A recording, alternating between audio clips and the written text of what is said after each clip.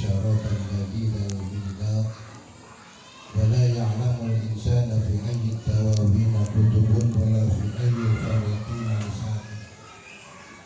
أشهد أن لا إله إلا الله وحده لا شريك له له الملك وله الحمد يحيي ويميت وهو على كل شيء قدير.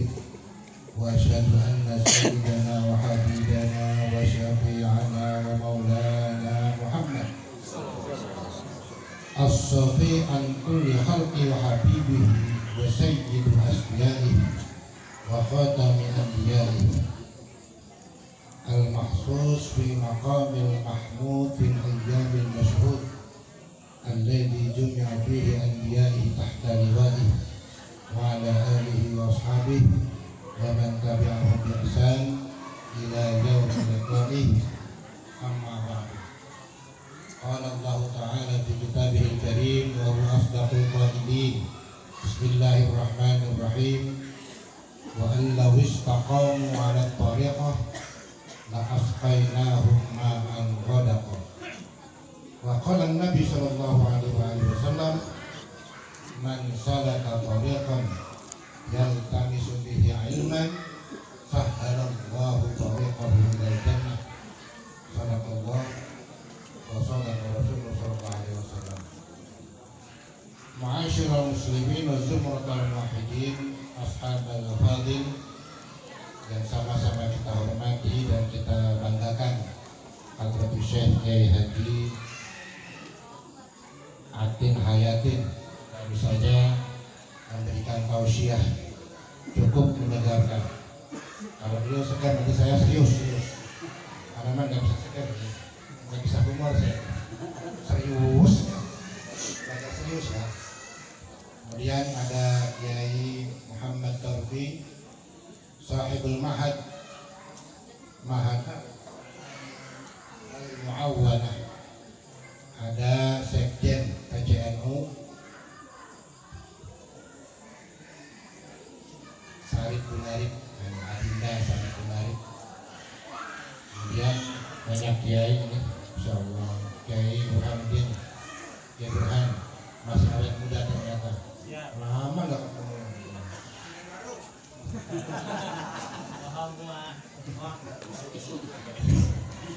Para kiai, para sahabat, para masyayikh, wabil khusus para jamaah thariqah Qadiriyah wa Naqsabandiyah rahimahullah. Thariqah itu ada dua. Yang pertama thariqah am, yang kedua thariqah khos. Thariqah am itu ya umumnya orang yang sholat, yang puasa, yang haji, yang zikir, itu thariqah juga. Thariqah itu artinya thariqah itu thariqah ilmu, cara menuju kepada Allah. Nah, ini thariqah am, sholat, puasa, haji, zakat, zikir dan lain-lain.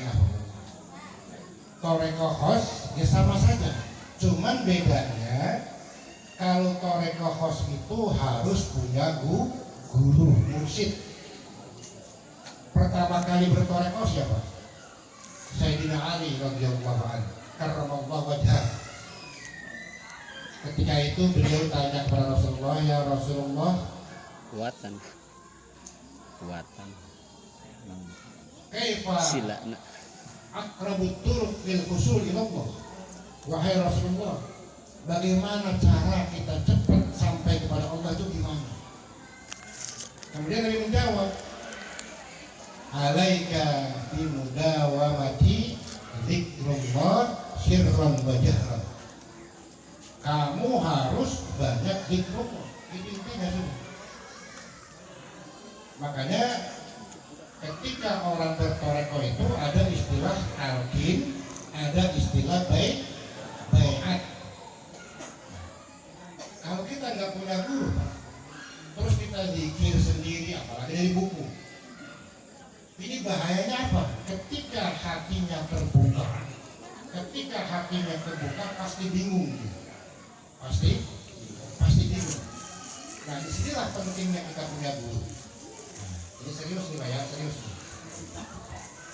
Jadi kalau kita nggak punya guru, man laisa lahu syaikhan fa syaikhuhu syaitan. Yang dimaksud syaikhan di sini ya guru yang bisa ngajak kita kepada Allah. Atas hak man la yunhiduka mahalu wa la yadulluka 'ala Allah maqalu. Jangan berguru, jangan berorganisasi kecuali yang bisa menghantarkan kita kepada Allah, baik dalam perkataannya maupun dalam perilakunya. Kalau kita punya guru, bicaranya guru aja udah mengingatkan kepada Allah. Nah ini intinya. Terus belajar, nggak selesai di dunia, mati duluan. Gimana caranya? Kita buka kitab Sirrul Asrar, di situ ada keterangan ternyata. Karangan siapa itu? Karangan siapa ini? Imam Ghazali ya, Syekh Abdul Qadir Al-Jilani. Di situ ada keterangan begini: Man mata fi talabi ilmin ba'athallahu malakaini wa yu'allimanihi ilmu ma'rifah. Jadi kalau orang di dunia ini belajar zikir sama guru, sama mursyid, sama Kiai Muhammad Torfi, sama Kiai Atin Hayatin, belum selesai, maksudnya belum selesai, belum ketemu Allah, mati. Nanti diterusin di kuburan ternyata ya. Di kuburan enak belajar, enak digebukin malaikat mungkar nakir. Ayo saya tanya serius ini serius. Pak, kalau udah tanya mungkar nakir, Pak, jangan anggap selamat gitu. Kan kata hadis itu, man usiba uzima. Kita kalau dihisab celaka sudah. Wa man nukisa bahwa yahlik, jika diteliti hancur kita sudah. Bagaimana nggak serem itu mungkar nakir dalam jalannya ada itu langkahnya ini seperti duduk nggak? Waduh.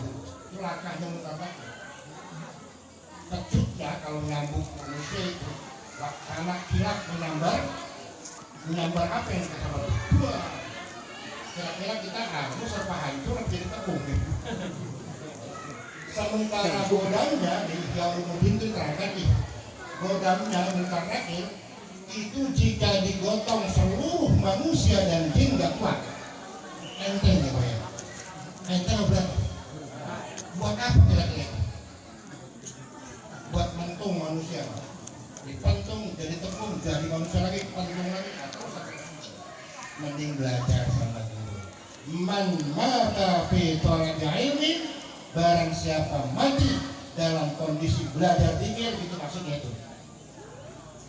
Ba'athallahu malakai, lalu Allah utus dua malaikat, ruhaini dalam tafsir ar-ruhaini, yakni Rasulullah dan guru mursyid. Ngapain? Wa yu'allimanihi ilmu ma'rifah. Ngajarin kita kenal Allah.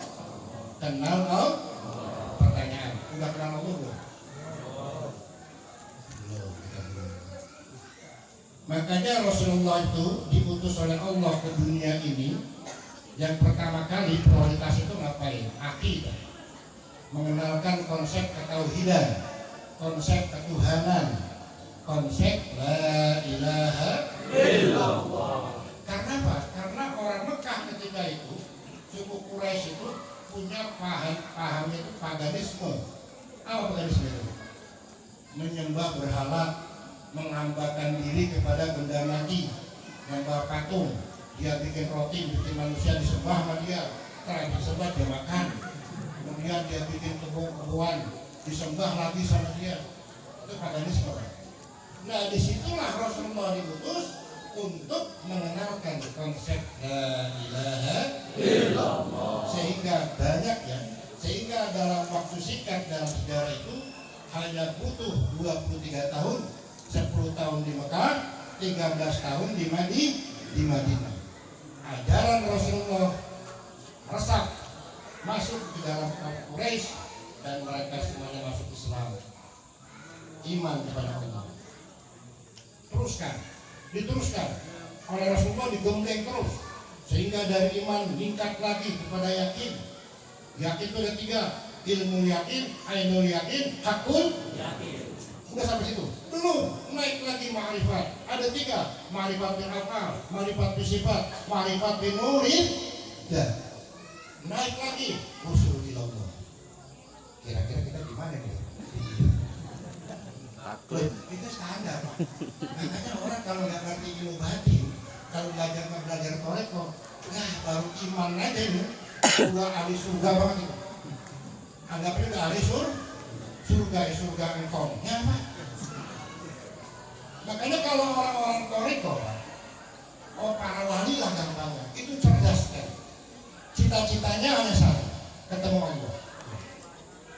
Makanya Pak, prinsip amaliyahnya apa saja semua Allah tujuannya. Mau sholat Allah tujuannya, aqimis sholata lidzikri. Mau puasa Allah tujuannya, mau sedekah Allah. Kenapa? Karena tujuan kita memang kepada Allah. Ini toreka Pak. Kan kita toreka apa? Jalan menuju Allah. Mungkin udah sering diterangin begini ya. Jadi biar semangat harus paham ilmunya toreka itu begitu. Jadi ketika orang belajar zikir, apa pelajarannya toreka itu? Ya tadi kata Rasulullah, alaika bimudawamati zikrullah sirron wa jahron. Zikrullah itulah kuncinya, zikrullah sudah. Makanya tadi saya katakan para wali itu cita-citanya tinggi, ingin ketemu Allah. Kenapa saya katakan cerdas? Gini, kenapa ditanya? Kenapa kok selalu Allah saja? Kenapa isinya Allah saja? Karena semuanya ini milik Allah Pak. Kita ini milik siapa? Yang atur rezeki siapa? Yang punya surga siapa? Yang punya neraka siapa? Hayo dong, hayo yang punya rezeki. Allahnya ridho, gampang rezekinya. Tuh kayak Atin gampang kerja apa dia hidup banget. Harus belajar sama beliau. Dan ya kan nggak terlalu kita ngotot-ngotot kerja siang malam pagi lembur siang lagi nggak kayak juga. Ini mesti ada yang perlu dikoreksi. Nah coba mulai dari malam ini gitu Pak ya. Allah, untuk apa kita ke surga kalau yang punya nggak ridho? Pertanyaan saya. Kira-kira yang punya ridhonya kira di mana Pak? Di surga Pak. Kalau Allahnya ridho di mana? Di surga. Seandainya pun nanti ke neraka itu nggak kuat malah. Contohnya, ketika berlaku syafaatul uzma Rasulullah SAW, nanti semua Rasulullah dibantu oleh apa namanya itu as-sabiqun al-awwalun, sahabat-sahabat utama, kemudian para khulafaur rasyidin, kemudian tabi'in sampai kepada guru-guru mursyid. Cari kita Pak. Nyarinya di mana nyarinya? Di pasar gitu? Di neraka Pak. Di neraka. Ini pojokan mana sih kurang ada ini murid saya ini? Kalau teman-teman yang lain kepada kumpul ini belum dicari sama mursyid Pak. Dicari. Nerakanya nggak sadar kuat ya Allah. Cepetan jangan lama-lama, saya nggak kuat. Makanya kalau orang zikir itu panas. Saking panasnya jin setan nggak mau deket. Saking panasnya jin setan nggak mau deket. Panas Pak. Wong nerakanya sambat apalagi jin setan. Nerakanya sambat apalagi jin dan setan. Nggak akan kuat mereka. Nah, kemudian bahwa torekoh khos itu harus punya guru. Kita harus memiliki guru. Pak, saya juga punya guru Pak. Guru apa? Guru mikro, guru ngaji, guru madrasah. Maksudnya bukan itu. Guru yang bimbing jiwa kita kepada Allah. Kun ma'allah. Fa illam takun ma'allah, kun ma'aman alladhi ma'allah. Jadilah kamu selalu bersama Allah. Jika nggak bisa, cari guru yang dekat Allah. Enak tuh. Ngintil lagi gampang kan? Ngintil aja Pak. Masa kiai masuk surga direct aja. Betok ya Bang. tinggal gitu. Kita mau tinggal gitu. Enak aja, betul. Kalau kita betul-betul serius. Gitu Pak, intinya begitu.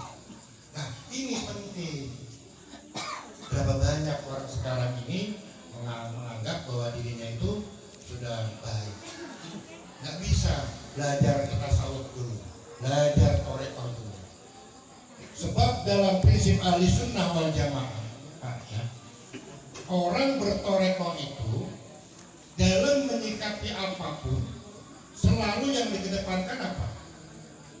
Harmonis dan toleran.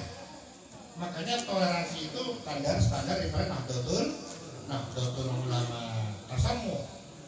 Jangan terangin tasamuh, jangan bicara toleransi, belajar toleransi dulu. Karena toleran ini kaitan dengan akhlak.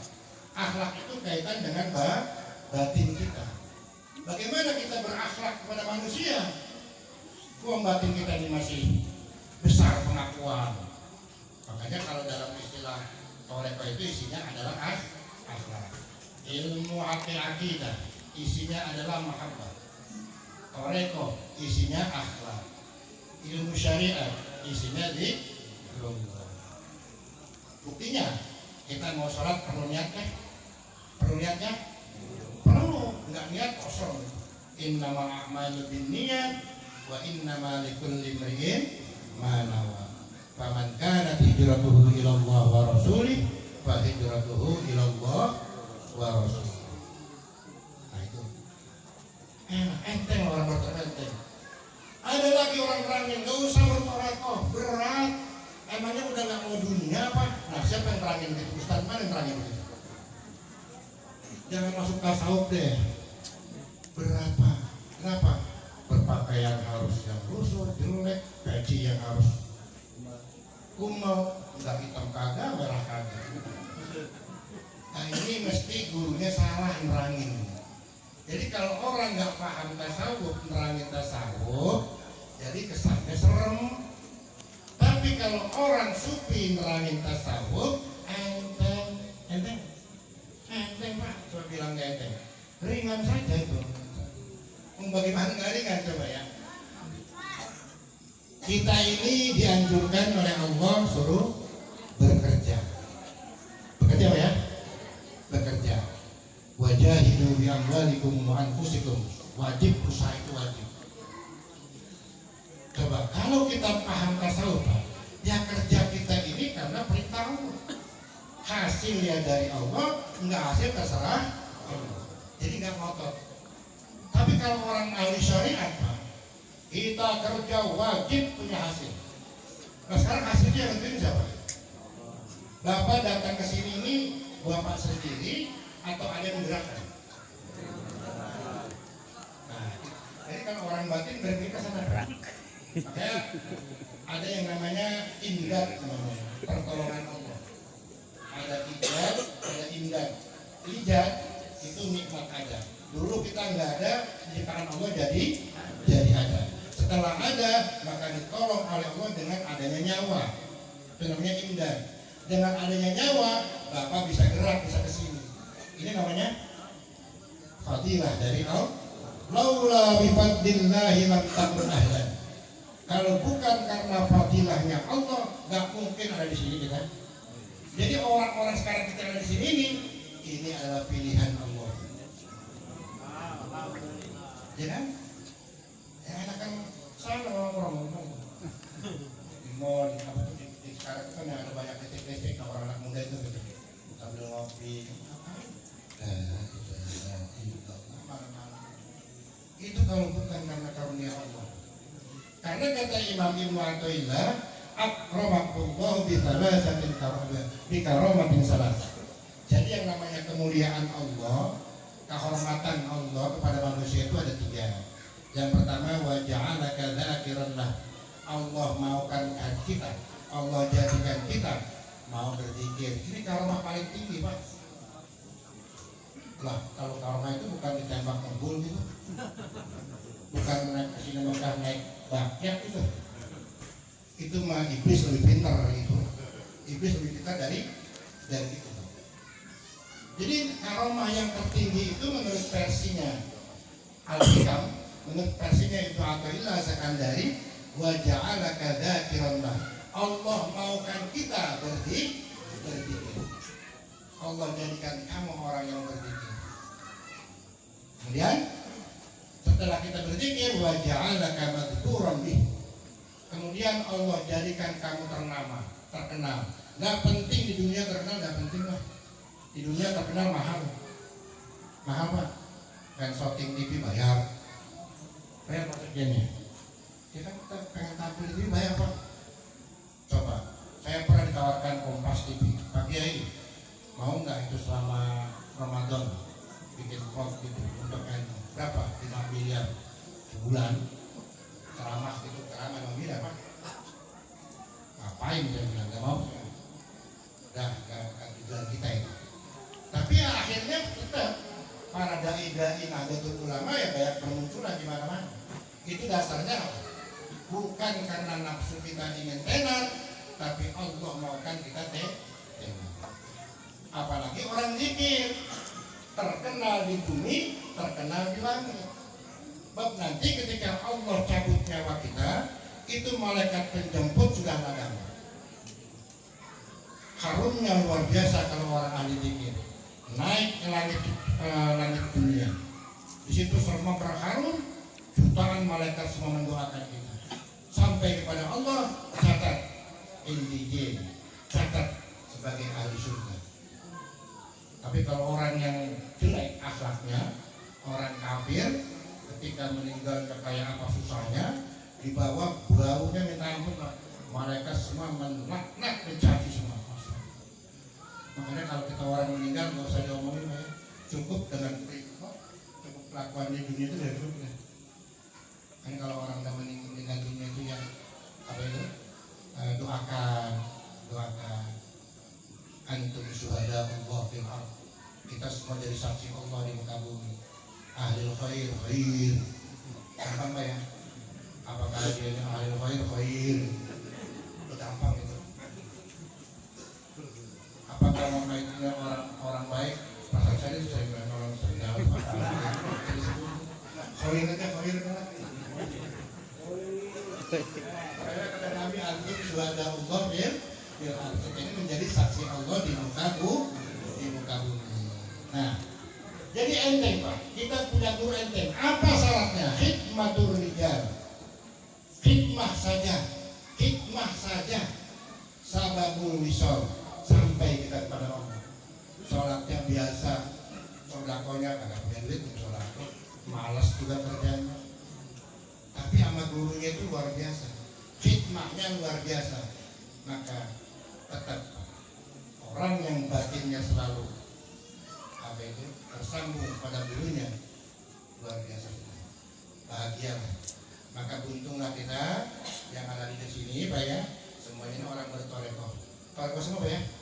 Ya alhamdulillah. Yang belum bertoreko belum talqin deh. Talqin sama yang torpid, mama torpid. Itu tadi masalahnya. Dia nggak boleh anak-anak sendiri atau di sono. Harus bareng-bareng. Muridnya terbawa itu nggak bisa. Nah. Kemudian yang kedua, ini aspek dalam ahli sunnah wal jamaah itu bukan hanya akidah, bukan hanya hakikat Pak ya. Itu juga ada namanya thariqah. Ada yang juga namanya tasawuf. Coba kita banyak kita saksikan sekarang ini fenomena luar biasa. Orang ini merasa paling benar itu banyak Pak ya. Menganggap dirinya paling benar, orang lain salah, intoleran, apalagi sikapnya itu merasa paling benar yang jangan salah, ahli neraka, kafir, segala macam. Ini mereka ini perlu belajar tasawuf, perlu bertoreko. Nah, kalau dia nggak belajar toreko, ya begitu akhirnya besar pengakuannya. Sebab kata Imam Ghazali, orang model begitu itu menunjukkan kotor hatinya, kotor hatinya. La'uqyan lahum balrona ala qulubihim maka yaksibun, yang mengotori hatinya mereka karena perbuatan mereka sendiri. Gitu Pak. Jadi itu bahaya. Kita ini Ini kelakuan kita bahaya. Coba hitung berapa kita hari ini berbuat dosa nggak sih? Hari ini berbuat dosa nggak kita? Berbuat. Ya benar. Aku ya juga dosa kita ini. Ingat Allah berapa menit, berapa jam sehari ini? Setengah menit. Baru bangun tidur tadi malam sampai dini hari sampai malam lagi, kira-kira ingat Allahnya berapa jam kita? Padahal kata Allah, ya ayyuhalladzina amanu dzkurun. Itu perintah. Zikir itu perintah Allah. Ingat itu perintah Allah. Lupa Allah kita ini dosa. Itu baru zikirnya. Belum lagi nggak jaga omongan, belum lagi nggak jaga sikap, belum lagi macam-macam sudah. Udahlah, yang paling aman tawadhu, rendah diri, hinakan diri kita di hadapan Allah. Inilah pentingnya, inilah amalan wiridan para aulia Allah, yakni hinakan diri di hadapan Allah. Ini namanya akhlak. Jadi akhlak itu akhlak itu. Apa sih akhlak itu? Sering terdengar. Kita harus berakhlakul karimah. Coba tanyakan, akhlak itu apa definisinya? Ada, ya akhlak juga. Mentalnya baik, ya akhlak juga. Yang saya maksud akhlak itu bagaimana gitu? Jadi akhlak ini prakteknya itu buang sifat merasa dan pengakuan. Itu akhlak. Baro'atun minad da'awi, bebaskan diri dari pengakuan. Itu akhlak. Karena pengakuan itu sifatnya Allah, ngapain kita rebut? Itu sifatnya Allah, ngapain kita akui? Masya Allah, Allah marah ya gitu. Allah marah. Kita ini lemah. Doanya setiap hari baca itu la haula wala quwwata illa billah. Kita ini lemah Pak. Kita ini nggak ada daya, nggak ada upaya kecuali milik Allah. Dibaca terus, prakteknya enggak. Dan buktinya apa? Itu merasa hebat, merasa pintar, merasa iblis itu nama lainnya Ajajil. Nama lainnya itu makhluk Allah yang paling alim, paling taat asalnya. Tapi ketika Allah ciptakan Adam, disuruh sujud, nggak mau sujud. Kenapa nggak mau sujud? Karena iblis berasal lebih hebat dari Nabi Adam. Tuh lantaran pengakuan, maka diusir oleh Allah, dilaknat oleh Allah ila yaumil qiyamah. Jadi gampang para wali itu. Kalau menjadi wali gampang. Ayo bebaskan pengakuan. Yang pintar Allah. Kamu kok pintar ya? Dalam hati yang pintar Allah. Kamu kok ganteng ya? Yang ganteng dalam hati tapi. Kalau mulutnya makasih gitu aja loh. Dikasih orang ada min fadli Rabb. Coba kita berpikir Pak. Kita setiap hari makan berapa kali? 3 kali, 4 kali, bahkan 5 kali. Ini apa? Gini hari ini mungkin yang kelima saya makan. Bustami waliullah ya, Allah yang hamil.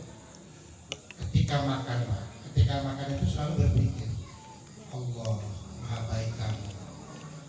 Kamu nggak butuh aku, tapi aku selalu diberi makan. Ya Allah, malu kita dengan Allah. Kira-kira kita malu nggak dengan Allah ini? Boro-boro malu, agak banyak. Nah inilah pentingnya belajar ilmu batin agar batin kita tata terus agar tetap batin kita ini menuju kepada Allah.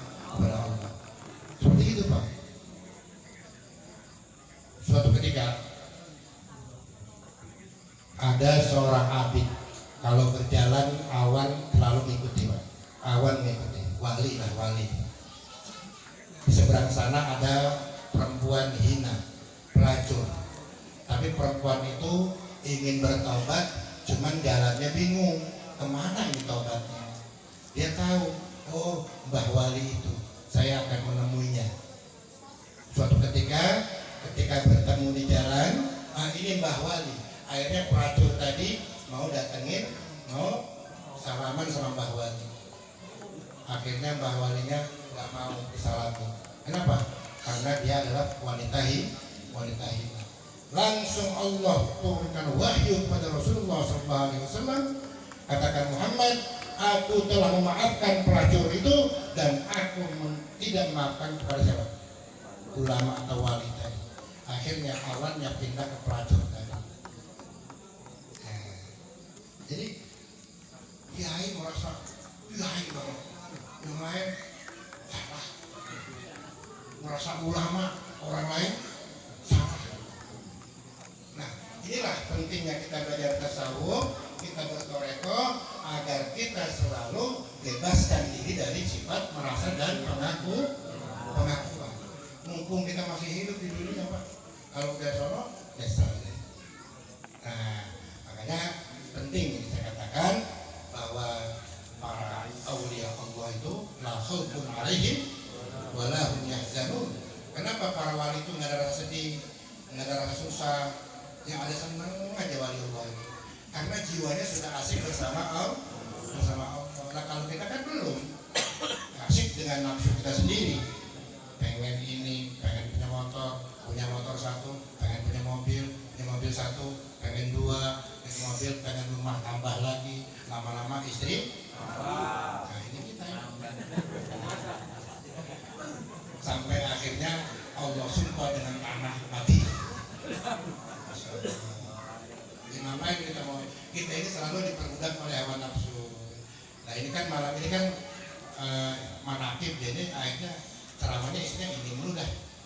Kita lihatin ya, gak apa ya? Soalnya kita nggak bisa keluar nih. Serius, kalau ada serius. Nah, jadi prinsip kita sekarang ini Pak ya, ketika kita ini bertoreko, coba. Ketika abad 20 ahli sunnah itu berkembang di Indonesia melalui siapa? Syekh Khatib Sambas.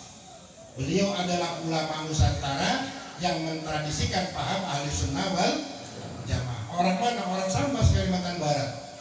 Yang kitab karangannya Fathul Arifin, yakni terbukanya hati orang-orang arif, terbukanya hati para kekasih Allah. Berarti kan orang toreko, benar. Beliau wafat diteruskan oleh Syekh Nawawi Al-Bantani yang wafat 1879. Beliau itu di dunia terkenal mujtahid madhab. Kitab agamanya itu banyak ratusan, dipakai di pesantren-pesantren di negara-negara dunia sana, umum khususnya yang bermadzhab Syafi'i. Itu Imam Nawawi. Wafat diteruskan lagi, ada murid namanya Syekh Mahfud At-Turmuzi, orang Jawa Timur, Termas, Pacitan. Nah, itu Pacitan itu gimana Pak? Nah, ya. Timur ya. Sekarang ada cucunya bersama saya di PBNU bareng Syekh Lukman. Kitab karangannya yang fenomenal Madhab Dawin Nador itu 1919 wafatnya.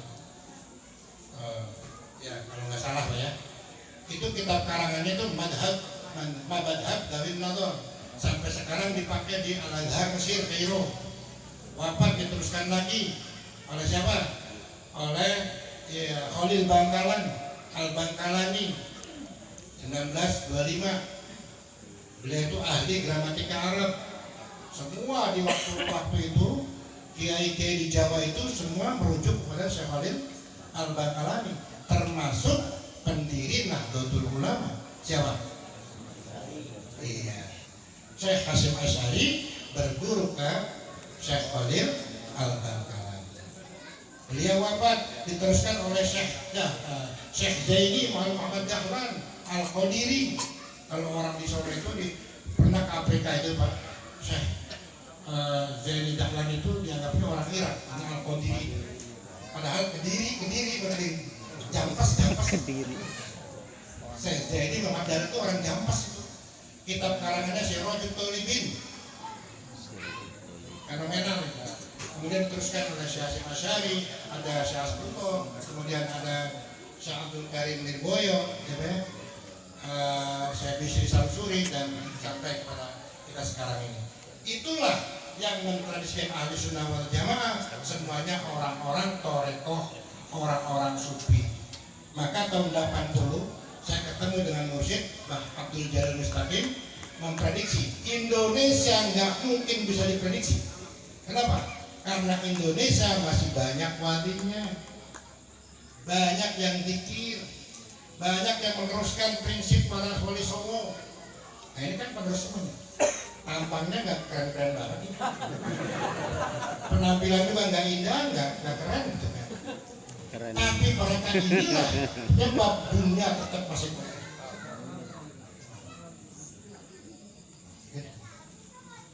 Kan dalam hadis Rasulullah nggak akan terjadi kiamat selagi masih ada orang nyebut Allah, Allah, Allah. Kok 3 kali ya? Nah ini kalau kita pilih ini, kalau kita teliti Pak, ini Allah, Allah, Allah 3. Inilah syariat, tarekat, hakikat. Syariat yang isinya Allah, tarekat isinya, hakikat isinya.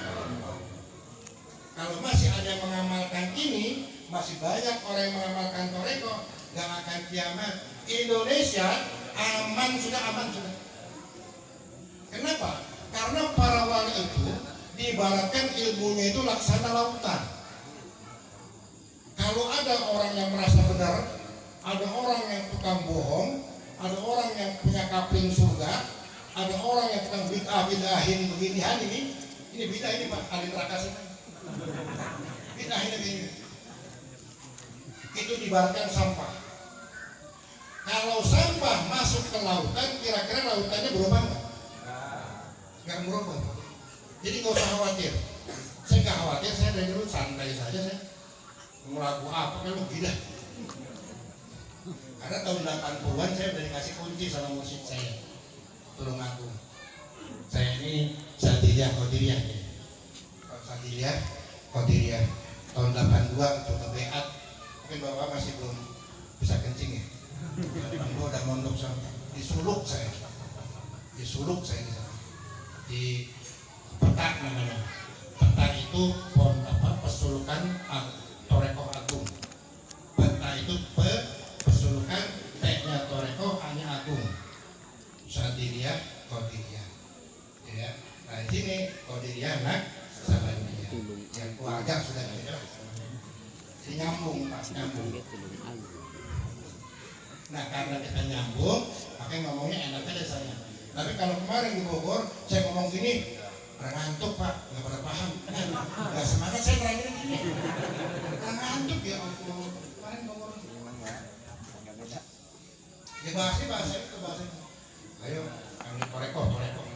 Tapi pasti nggak nyambung. Tapi sini nyambung sama makna. Segar Pak ya? Padahal nggak ada umurnya nih kan. Kalau umurnya itu bagian hati. Ada aja tuh pinter aja tuh. Dia orang ketawa ampun dah jadi. Nah, jadi yang terakhir. Bahwa kita ini adalah makhluk Allah yang dibentuk dengan bentuk yang sempurna. Laqad khalaqnal insana fi ahsani taqwim. Kemudian setelah dibentuk dengan bentuk yang sempurna, kemudian diatur. Kita ini diatur. Siapa yang atur? Maka dari itu, ayo sama-sama kita belajar untuk belajar jadi wayang. Golek. Ya, namanya golek itu Pak, diperankan ayu, nggak diperankan ayu udah golek, masa golek protes? Kalau golek protes jalannya kabur saya rasa. Kita ini seperti golek. Makanya Wali Songo itu kok berdakwah itu pakai media golek. Hikmahnya dalam hikmahnya. Kamu itu seperti golek. Kita ini sedang diperankan oleh Allah. Ada yang peran jadi penjahat, ada yang peran jadi orang baik, ada peran jadi pejuang, ada yang peran jadi macam-macam. Semuanya itu nggak lepas daripada aturan Allah Subhanahu Wa Taala. Maka dari itu, mari sama-sama kita banyak belajar untuk bagaimana agar kita bisa menghilangkan sifat merasa dan pengakuan. Mudah-mudahan Pak ya, demikian dari saya. Aku qauli hadza wallahul muwaffiq ila aqwamit thoriq.